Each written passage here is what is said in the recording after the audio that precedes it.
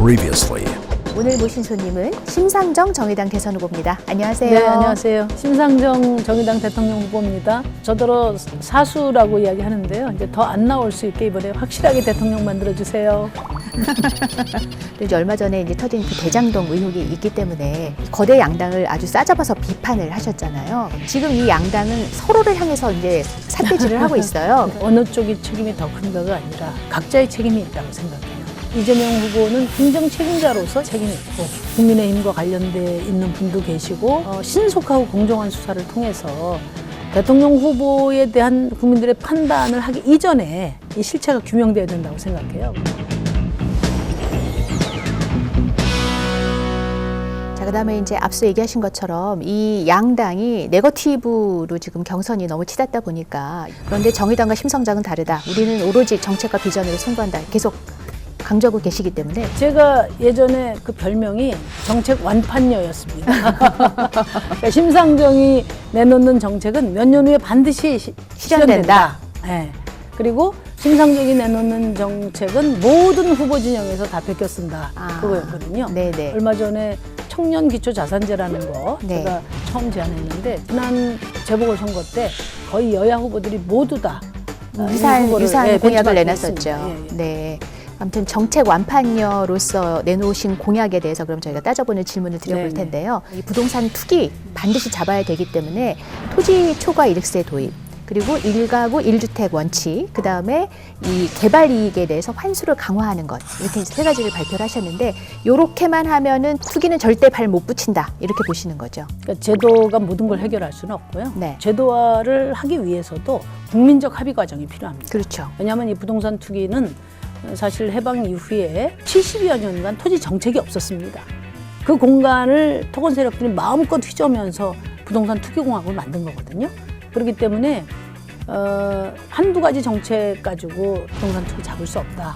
그러면 이 공공재인 토지를 소유하고 이용하는 원칙에 대해서 국민적 합의가 있어야 되는 겁니다. 그게 바로 토지 초과 이득세고요.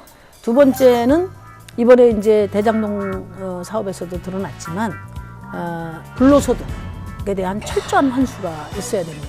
그리고 세 번째는 1가구 1주택 기준으로 해서 3주택 이상은 원천적으로 소유하지 못하게 안을 만들어 놨습니다.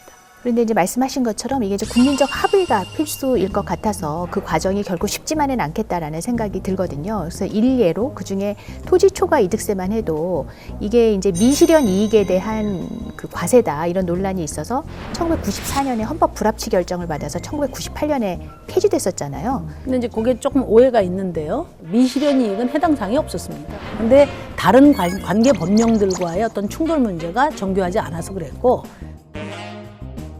그래서 다시 보완을 해서 법안 낸 것을 3차례나 헌법소원을 했는데 그건 다 기각이 됐습니다.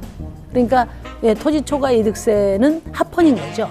그럼 이걸 다시 지금 실행하는 데는 그럼 아무런 법적 문제는 없다. 그렇죠. 아무런 문제가 없습니다. 국민적 합의만 있으면 도입할 수 그렇죠. 있다. 근데 이게 이제 네. 몇십 년 동안 그렇게 부동산 투기 때문에 고통을 받고 부동산 투기 다 잡겠다고 하면서도 토초세를 걸어놓은 사람이 아무도 없었던 거죠. 그건 왜 그러냐? 이 국회가 부동산 투기 카르텔의 일원이기 때문에 그렇다고 저는 봅니다. 그래서 이거는 국민적인 합의와 동의를 거쳐서 국민적 압력으로 국회에서 이것을 제정하도록 해야 된다, 이렇게 생각해요. 네, 그리고 15부가 내놓으신 1호 공약을 보면 신노동법, 일하는 시민의 기본법을 제정하겠습니다.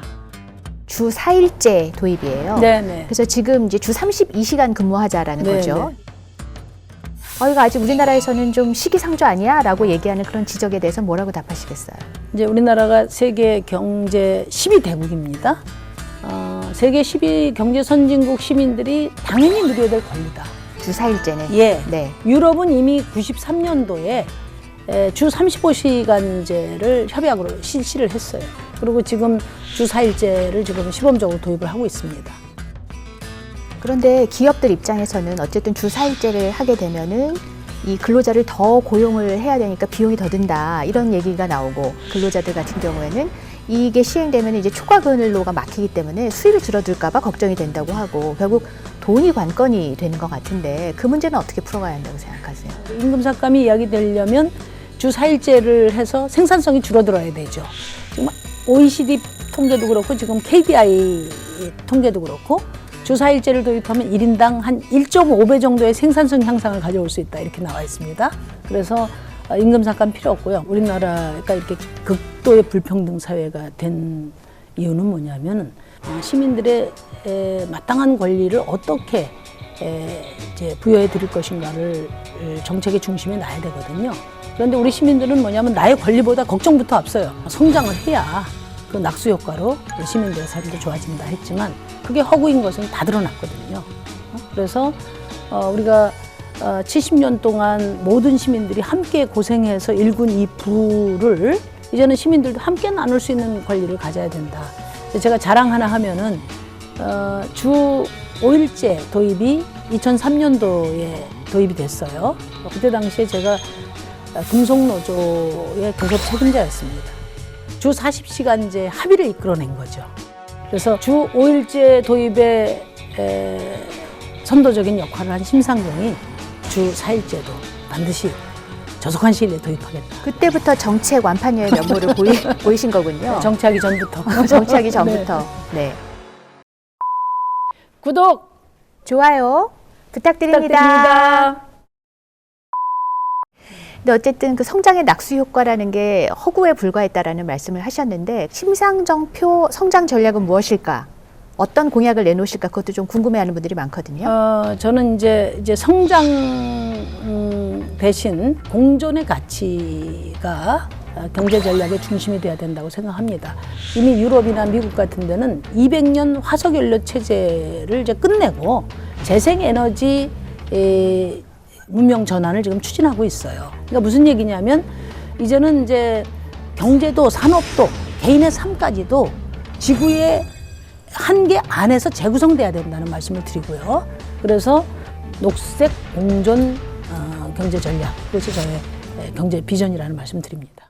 자, 경쟁 후보인 이재명 후보의 같은 경우는 기본주택, 기본소득, 기본금융으로 기본 시리즈를 대표 공약으로 밀고 있잖아요. 그것에 대해서는 어떻게 평가하세요?